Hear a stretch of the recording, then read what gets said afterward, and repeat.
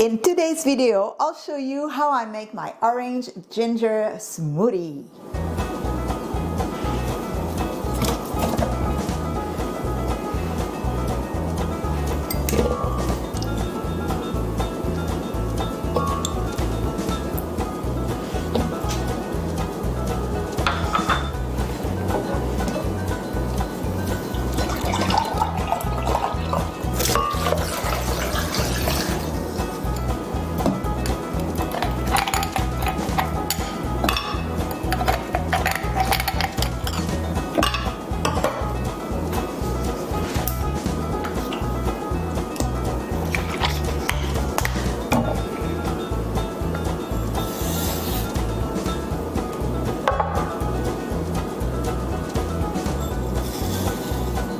So that's it for my orange ginger smoothie.